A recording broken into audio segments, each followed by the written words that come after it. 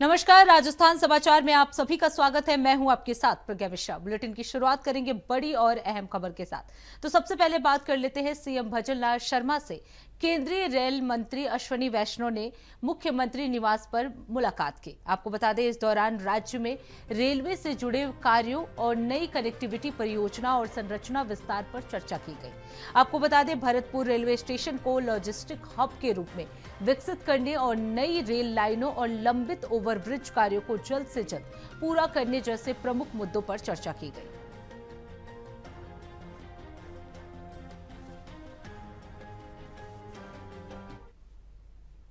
अब रुक कर लेते हैं अगली खबर की। खबर जवाहर बाल मंच से है, जहां जवाहर बाल मंच द्वारा आयोजित बाल राष्ट्रीय एकता शिविर तितली 2025 के उद्घाटन पर राजस्थान के पूर्व मुख्यमंत्री और कांग्रेस नेता अशोक गहलोत ने कहा कि ये एक नई पहल बहुत अच्छी है। ये नई पीढ़ी को विभिन्न अवसर प्रदान करेगी। बच्चों को कांग्रेस की नीतियों, कार्यक्रमों और सिद्धांतों के बारे में इसकी जानकारी देगी। इसका एजेंडा प्रभावशाली होगा। इसके साथ ही बच्चों में शुरू से ही ये मूल्य डालने से उनमें नेतृत्व के गुण का भी विकास होगा। और क्या कुछ कहा, चलिए आपको सुनाते हैं। बाल मंच की में छात्रों को भी, नई पीढ़ी को अवसर मिलेगा। जो संविधान की मूल भावना है उसके अनुरूप देश को समझने की बात भी आएगी। और कांग्रेस की जो विचारधारा है, उसकी नीतियाँ हैं, उसके कार्यक्रम हैं, उसके सिद्धांत कांग्रेस के बचपन से ही इनको जानकारी प्राप्त होगी। और तो और जो इन्होंने अपना एजेंडा बनाया है वो बहुत ही शानदार है। हर क्षेत्र को इन्होंने कोशिश की है छूने की। समाज को भी वृद्धाश्रम जाना है, मातुआ जाना है, सेवा करने से सेवा करनी है। जो गांधी जी के जो रचनात्मक काम थे उस पर तवज्जो देनी है। कोई क्षेत्र छोड़ा ही नहीं, पर्यावरण को नहीं छोड़ा है। तो बच्चों में अगर संस्कार अभी से ही ये डेवलप होंगे तो मैं समझता हूँ कि उसके अंदर एक नई पीढ़ी डेवलप होगी। तो आने वाले कल के जो है इनमें लीडरशिप की क्वालिटी पैदा होगी। और वो लीडरशिप ऐसी होगी जो विचारधारा के आधार पर होगी, जो इतिहास को याद रखेंगे अगली पीढ़ियों के लिए। जो त्याग बलिदान हुए हैं फ्रीडम मूवमेंट के अंदर, उनको लोग अब बुलाने की कोशिश कर रहे हैं। तो ये जो है उनको याद दिलाना बच्चों को कि देश में कैसे फ्रीडम मूवमेंट हुआ था, कैसे कैसे लोग फांसी के फंदे में चढ़े, गोलियां खाई अंग्रेजों राज में, जेलों में बंद रहे। पंडित नेहरू 9 साल बंद रहे होंगे, ज़्यादा रहे होंगे। गांधी जेल गए। उस वक्त में जो पीढ़ियाँ थी उनके जो त्याग बलिदान की कहानी भी जब इनके सामने आएगी तो एक संकल्प करेंगे भी, हमें भी देश के लिए सब कुछ करने के लिए तैयार रहना चाहिए। त्याग के लिए, बलिदान के लिए, कुर्बानी के लिए ये भावना हर देशवासी में फैल जाए, उसकी अपना बहुत बड़ा महत्व है। तो ये जो एक प्रयोग किया गया, मैं समझता हूँ इसका थोड़ा वक्त लगेगा। ऐसा नहीं कि आज किया और कल सब परिणाम आ गए, वो तो नहीं होगा। पर धीरे धीरे ये जब पूरे कंट्री में अभी 20 जिलों में, 20 राज्यों में ही फैला है, धीरे धीरे हर राज्य में फैलेगा, हर जिले में फैलेगा। तो एक भावना पैदा होगी बच्चों में। बहुत अच्छा प्रयोग किया गया। मैं तो बहुत इसको वेलकम करता हूँ। मैं बहुत इम्प्रेस हुआ हूँ। सर, उपराष्ट्रपति चुनाव में शपथ ग्रहण समारोह में आज तमाम नेता पहुंचे। राहुल गांधी और तमाम विपक्ष ने वॉकआउट किया, वहाँ नहीं गए। ये तो हाईकमान की तरफ से आपके बारे में कमेंट आएंगे। क्या स्थिति बनी, क्यों निर्णय किया, ये मेरी जानकारी में नहीं है। लेकिन आज धनखड़ जी भी दिखाई दिए शपथ ग्रहण में, जो इतने दिनों से दिखाई नहीं दे रहे थे। ये तो आप मुझे खबर दे रहे हो। ये खबर आप दे रहे हो कि धनखड़ साहब भी प्रकट हो गए हैं। अभी तो प्रकट नहीं हुए थे, वो ढूंढ रहे थे हम सब उनको। हम तो इंतजार कर रहे हैं राजस्थान वाले उनका, क्योंकि राजस्थान रहने वाले हैं। हमारे तो व्यक्तिगत भी अच्छे संबंध रहे हैं उनसे। तो अब आपने जो मुझे खुशखबरी दी है तो मैं मालूम करता हूँ कि वो कब मिलेंगे, क्या होगा, कहाँ मिलेंगे, यहाँ आएंगे, हमें जाना पड़ेगा। वो आज आपकी खबर के बाद में मैं कुछ कह सकूँगा। अब रुक कर लेते हैं अगली खबर की। खबर उदयपुर से है, जहां अखिल भारतीय महिला कांग्रेस अध्यक्ष अलका लांबा ने एमबी अस्पताल में एक बलात्कार पीड़िता के परिवार से मुलाकात की। अलका लांबा ने कहा कि इसकी जिम्मेदारी किसकी है? सरकार की है। वो दावा करते हैं कि कड़ी सजा दी जाएगी, लेकिन असल में सजा किसे मिली है, बताइए। राजस्थान की धरती पर नाबालिग बच्चियों से सामूहिक बलात्कार के मामलों में दोषियों को सजा मिलने के बाद भी मौत की सजा कब दी जाएगी, कहां दी गई, किसे दी गई, ऐसा कोई उदाहरण नहीं है। न्याय मिला भी है या नहीं, और क्या कुछ कहा अलका लांबा ने, चलिए आपको सुनाते हैं। कि सख्त से सख्त सजा होगी, किसको हुई बताइए तो सही। इस राजस्थान की धरती पर नाबालिग बेटियों के सामूहिक बलात्कारों में दोषी करार देने के बाद भी कौन सी फांसी हुई, कब हुई अंतिम फांसी, कहां लगी, किसको लगी, कोई उदाहरण नहीं है कि हाँ बलात्कार हुआ, न्याय हुआ, फास्ट ट्रैक कोर्ट में केस चलना चाहिए। किसमें? फास्ट ट्रैक में 2-3 महीनों में सबूत इकट्ठे नहीं किए गए, यानी कि सबूत नष्ट हो गए। तो सबूत जो इकट्ठे किए जाते हैं वो 2-3 महीनों में कर लिए तो कर लिए, वरना नष्ट है। अगर सबूत हैं तो 3 महीनों में फास्ट ट्रैक कोर्ट में मामले चलाकर आपको पीड़िता के परिवार और पीड़िता बेटी को न्याय दिलाना होगा। लेकिन फास्ट ट्रैक में मामले नहीं चल रहे। फास्ट ट्रैक कोर्ट नाम की है, लेकिन मामले 10-10, 12-12 सालों से चल रहे हैं। स्पेशल कोर्ट, ऐसी अदालतें बनी हैं राजस्थान में, कितनी है स्पेशल, जिसमें सिर्फ नाबालिग बेटियों के बलात्कार के मामलों को सुना जाएगा और उनको लंबी तारीख पे तारीख नहीं मिलेगी। वो स्पेशल कोर्ट है, वो फास्ट कोर्ट है। लेकिन ना स्पेशल कोर्ट है राजस्थान में, ना फास्ट कोर्ट है, ना वकील मुहैया कराए जा रहे हैं जिस तरह से होने चाहिए। हर तरीके का दबाव केंद्र की जो है सरकार, भाजपा की डबल इंजन की सरकार, बेटियों को न्याय नहीं मिल रहा। हम सिर्फ ये कह रहे हैं, और ये न्याय की लड़ाई को अब हमने ठाना है कि भारतीय राष्ट्रीय महिला कांग्रेस की राष्ट्रीय अध्यक्ष हूँ। हमारी यहाँ पर नई हमने अध्यक्ष की नियुक्ति भी की है, सारिका चौधरी जी हैं, लगातार दौरे कर रही हैं। नया संगठन निर्माण चल रहा है। एक एक बेटी का डाटा लिया जाएगा, उनकी डिटेल उनके घरों तक पहुंचा जाएगा, उनके परिवारों से, पीड़िता उसके परिवार से जो घरों में भी हैं उनसे भी बात की जाएगी कि न्याय कहाँ रुका हुआ है, क्यों नहीं मिल रहा। और हम फांसी की मांग, बिल्कुल फांसी की मांग। अगर दोषी करार दिया गया है, साबित हो गया है कि नाबालिग बेटी के बलात्कार हुआ है और दोषी है, तो फांसी से कम सजा नहीं है। जिस दिन फांसियां दोषियों को होनी शुरू होंगी, उस दिन देखिएगा डर का माहौल अपराधियों में होगा। बेटियां नहीं डरेंगी, बेटियों और परिवारों में, समाज में डर का माहौल नहीं होगा। जिस दिन फांसियां होंगी उस दिन आत्मविश्वास बढ़ेगा, उस दिन आत्मविश्वास बढ़ेगा बेटियों का, परिवारों का, क्योंकि पता है अपराध करोगे तो ये सजा होती है। लेकिन वो सजा नहीं हो रही है, उल्टा अपराधियों के साथ सरकार उन्हें बचाने के लिए खड़ी हो जाती है।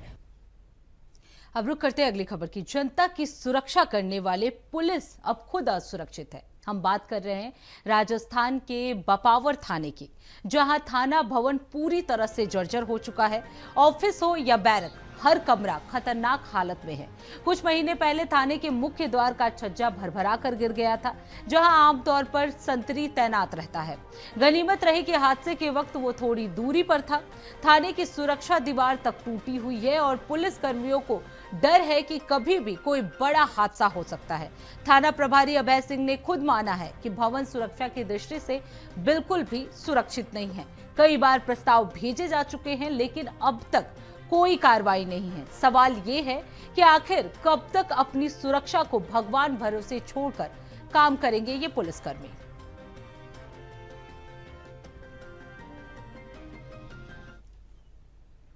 अब रुक करते हैं अगली खबर की। सरकार भले ही जन कल्याण की योजनाओं के जरिए आम जन को राहत पहुंचाने की दावे करती हो, लेकिन जमीनी हकीकत इससे उलट है। दरअसल राजस्थान के डीग जिले में सरकारी तंत्र की उदासीनता और लापरवाही ने लोगों की जिंदगी मुश्किल बना दी है। ग्रामीण इलाकों में जलभराव, कीचड़ भरे रास्ते लोगों की रोजमर्रा की जरूरतों को भी चुनौती बना रहे हैं। ब्रिज 84 कोसीय परिक्रमा मार्ग पर चल रहे साधु संतों से लेकर स्कूली बच्चों तक लोगों को भारी दिक्कतें हो रही हैं।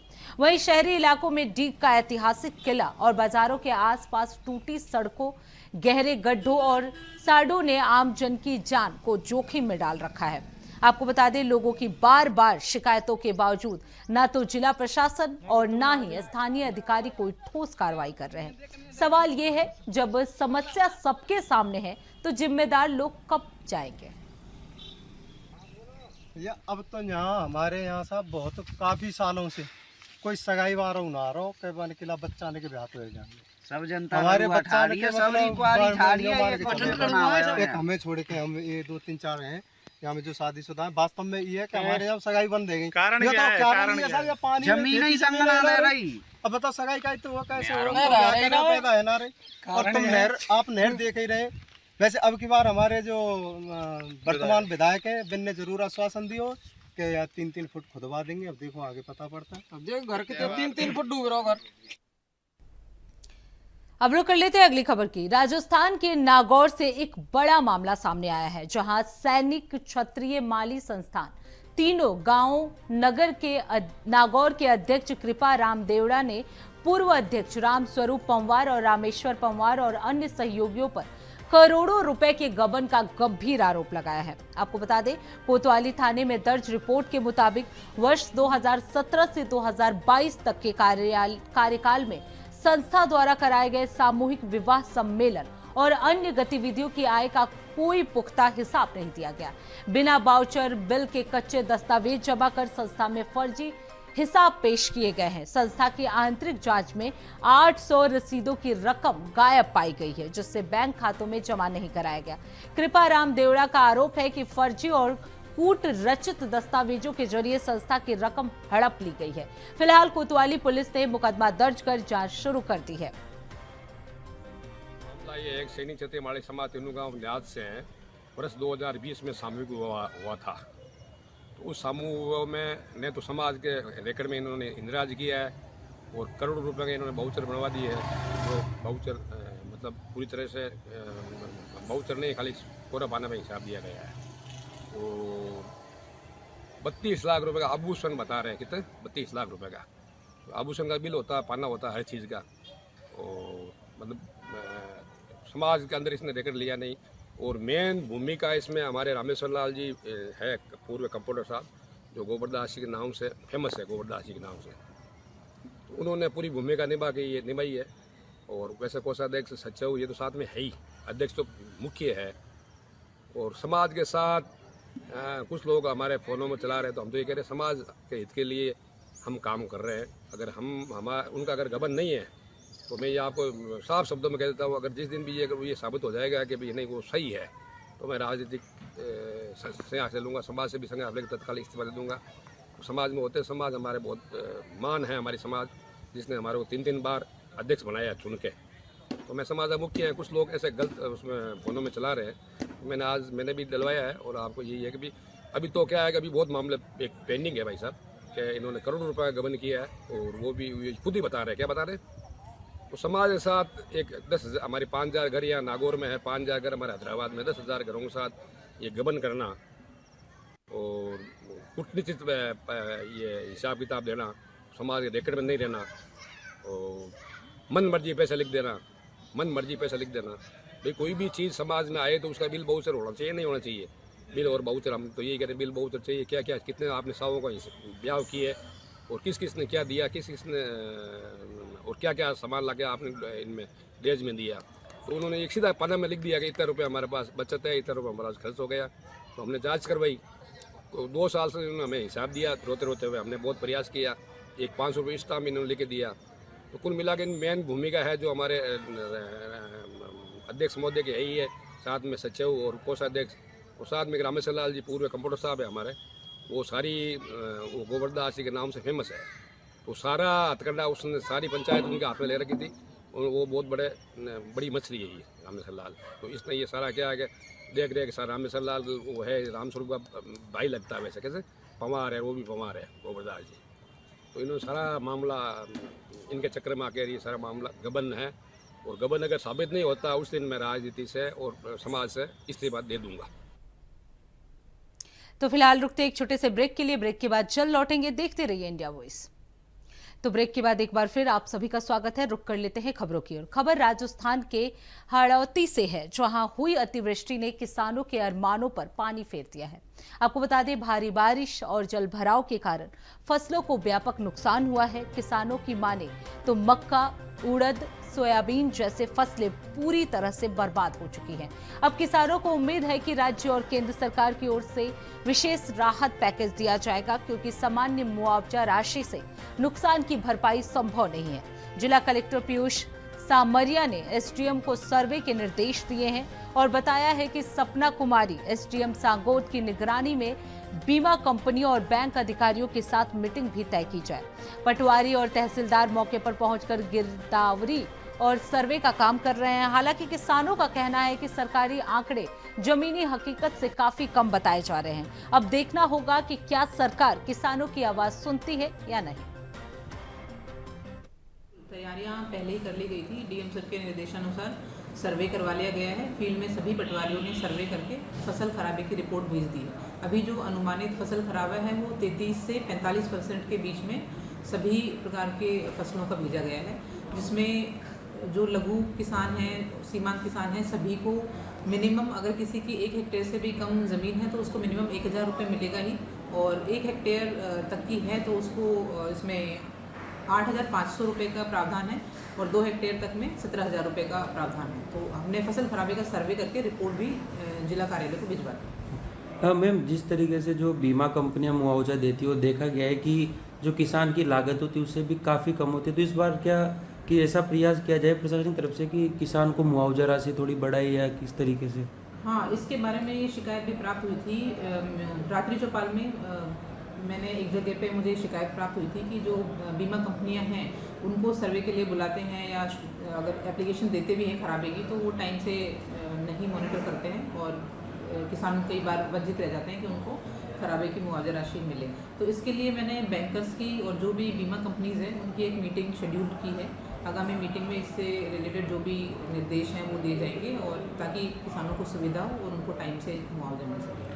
मैम, जो ये सर्वे हुआ है एक्चुअल में फील्ड में जाकर तहसीलदार, पटवारी या वीडियो इन्होंने फील्ड में सर्वे किया है या किस अकॉर्डिंग थोड़ा इसमें? ये सर्वे फील्ड से ही हुआ है। तहसीलदार जी खुद भी, इनके फोटोज़ भी ग्रुप में आप लोग भी देखते होंगे, शेयर होते हैं। तहसीलदार जी भी बपावर साइड और सांगोद में 2-3 जगह तहसीलदार जी खुद गए हैं, और पटवारियों ने फील्ड में जाकर, जैसे अभी गिरदावरी का काम भी चल रहा है तो सारा काम फील्ड का है, फार्मर रजिस्ट्री का, गिरदावरी का, तो उसी के साथ में फसल खराबे का सर्वे भी फील्ड पर जाकर ही कितना नुकसान है, फसल कौन सी धान जो है वो डूब गई या नहीं, कितना पानी खेतों में भरा है, उसके अकॉर्डिंग ये अनुमानित सर्वे किया गया। अत्यधिक अतिवृष्टि से खेतों में कई दिनों तक पानी भरा रहा, इसलिए मेरे पीछे खेत में सोयाबीन की फसल थी जो बिल्कुल समूल नष्ट हो चुकी है, और लगभग 90 से 95% फसल खराब हो गया है।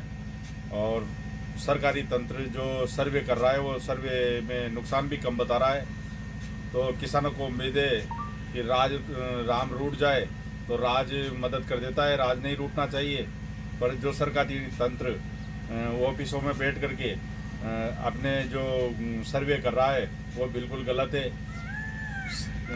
सरकार की तरफ से किसानों को जो मुआवजा नाम मात्र का दिया जाएगा वो ऊँट के मुंह में जीरे के बराबर है। वास्तविक खर्चा कितना हो गया किसानों को और कितना नुकसान हो गया, वास्तविक पैकेज किसानों को मिलना चाहिए, तो किसान अपने पैरों पे खड़े रह सकते हैं, वरना किसानों का तो बंटाढार है। हाड़ौती क्षेत्र में हुई बारिश के कारण किसानों की सोयाबीन की फसल पूरी तरह से चौपट हो चुकी है।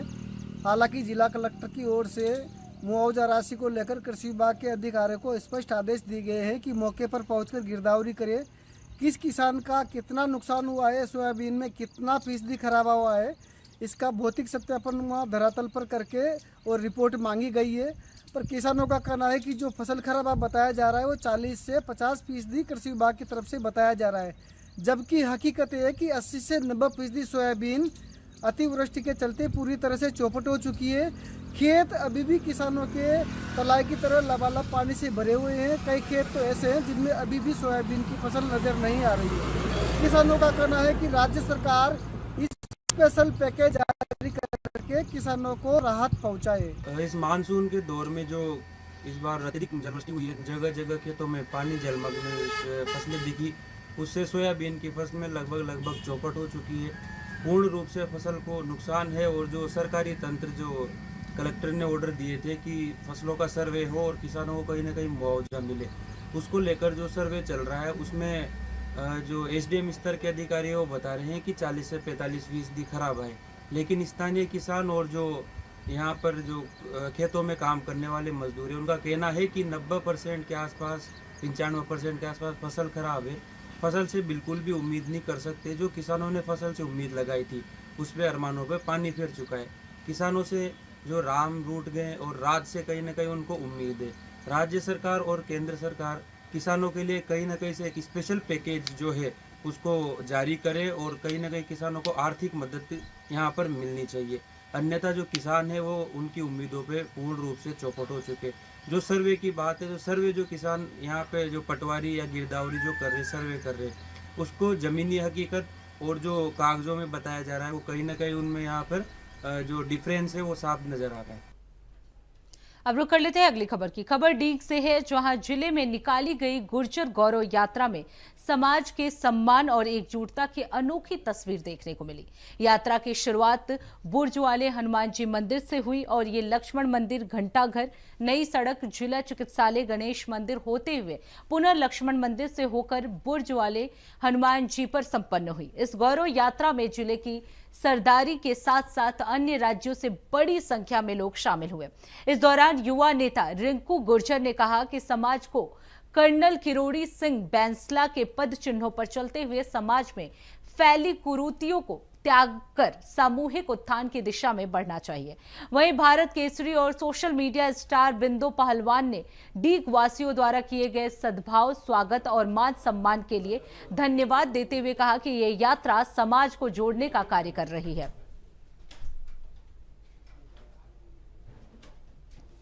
अब रुक कर लेते हैं अगली खबर की। खबर अजमेर जिले के नसीराबाद से है, जहां एक चौंकाने वाली घटना सामने आई है। आपको बता दें, गुरुवार रात यात्रियों से भरी अजमेरू डिपो के रोडवेज बस कोटा से अजमेर जाते वक्त जंगल के बीचों बीच बंद हो गई। जैसे ही बस नसीराबाद के पास के सुनसान इलाके में पहुंची, अचानक तकनीकी खराबी के चलते वहां रुक गई। अंधेरा, जंगल का माहौल, घबराए हुए यात्री, हालात काफी तनावपूर्ण हो गए। बस चालक पारसनाथ ने कई बार रोडवेज के अफसरों को फोन किया, लेकिन किसी ने कॉल तक रिसीव करना जरूरी नहीं समझा।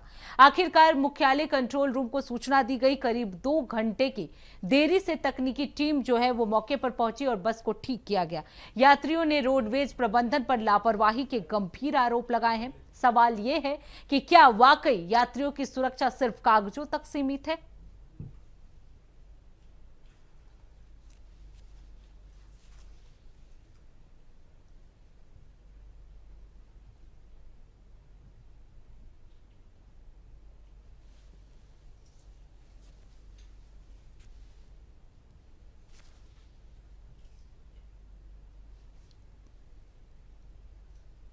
तो फिलहाल राजस्थान समाचार में बस इतना ही। देश दुनिया की तमाम बड़ी खबरों के लिए देखते रहिए इंडिया वॉइस। तब तक के लिए नमस्कार।